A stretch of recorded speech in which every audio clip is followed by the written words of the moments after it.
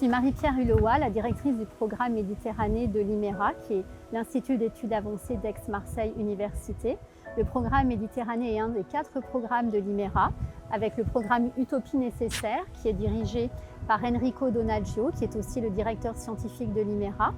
Le programme Exploration interdisciplinaire, dirigé par la philosophe Gabriela Crocco.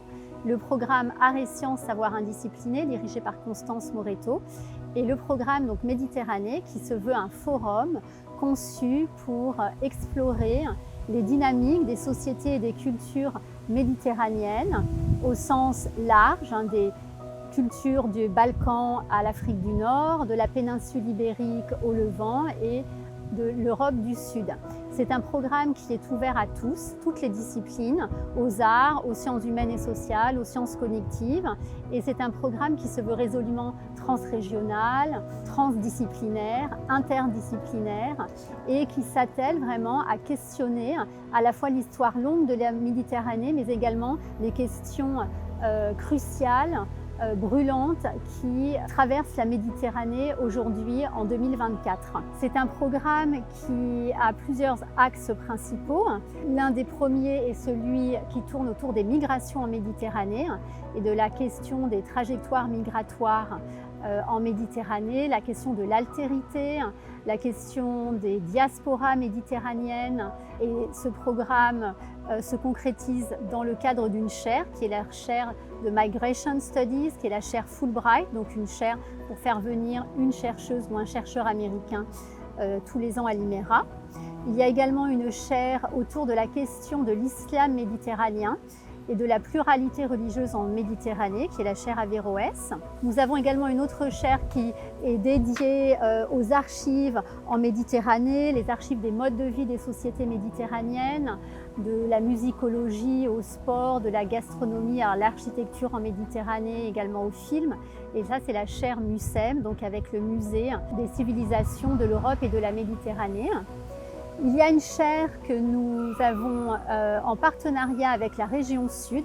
C'est la chaire Demain la Méditerranée, chaire Germaine Tillon, qui s'intéresse à un sujet vraiment prégnant qui est celui de l'Anthropocène, du réchauffement climatique, de la question des fonds marins et également une 5e chaire qui est la chaire Albert Hirschman, qui est une chaire que nous partageons avec Sciences Po Aix et qui est consacrée aux passions identitaires en Méditerranée. Donc toute la question des mouvements nationaux et une réflexion autour notamment de la démocratie en Méditerranée. C'est la chaire Albert Hirschman, donc du nom du célèbre économiste de l'Institut d'études avancées de Princeton, qui était le bras droit de Varian Fry durant la Seconde Guerre mondiale auprès du Emergency Rescue Committee. En plus de ces grands axes, il y a un nouvel axe que nous avons commencé à explorer cette année qui est l'invention de la Méditerranée. Et l'invention en 2 sens. D'abord l'invention de la construction de la Méditerranée d'un point de vue académique. Qu'est-ce qu'on entend par les études méditerranéennes? De quelle manière catégorise-t-on la Méditerranée dans un contexte anglophone, francophone, arabophone? La question de cette invention de la Méditerranée et du rayonnement de la Méditerranée au-delà de la Méditerranée, ce que j'appelle la tierce rive. Donc pour étudier, questionner, déconstruire cette notion méditerranéenne en s'attelant au domaine de faire Méditerranée ailleurs. Faire Méditerranée en Californie, faire Méditerranée aux Caraïbes, faire Méditerranée en Australie. Donc comment cette Méditerranée est en fait, selon le mot de l'architecte niçois qui a beaucoup œuvré à une réflexion globale sur la Méditerranée, la manière dont la Méditerranée est en fait une fiction imaginaire qui se reconstruit chaque jour. Dans le cadre du programme méditerranéen, nous avons inauguré une série qui s'intitule Belonging in the Mediterranean, Belonging to the Mediterranean, donc autour de la notion de l'appartenance méditerranéenne et du sens de cette appartenance. Nous essayons de questionner en fait la Méditerranée sous le prisme de ce nouveau paradigme d'appartenance comme une tentative d'élucidation du monde méditerranéen.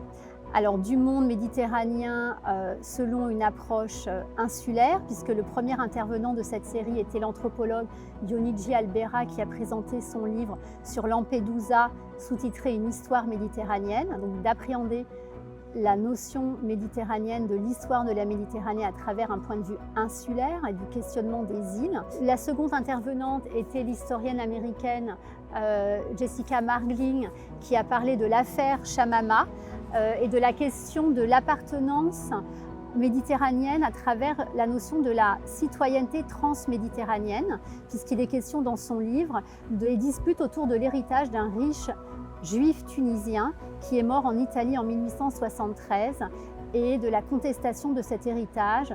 Selon quelle juridiction faut-il décider de cet héritage? Est-ce que c'est la juridiction italienne? Est-ce que c'est la juridiction islamique tunisienne, la juridiction rabbinique? Donc cette question de l'appartenance méditerranéenne, polysémique à travers la jurisprudence et à travers la loi.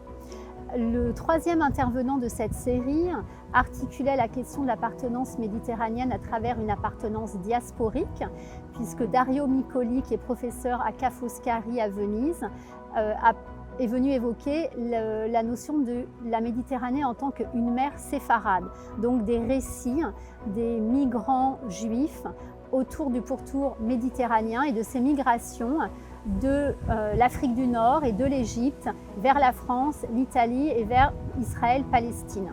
Et enfin, le dernier intervenant de cette série est l'historien de Sciences Po Aix, Nicolas Badalassi, qui est un professeur d'histoire contemporaine, spécialiste de la guerre froide, spécialiste de la politique extérieure de la France et qui viendra nous présenter son livre « La France, la guerre froide et la Méditerranée ».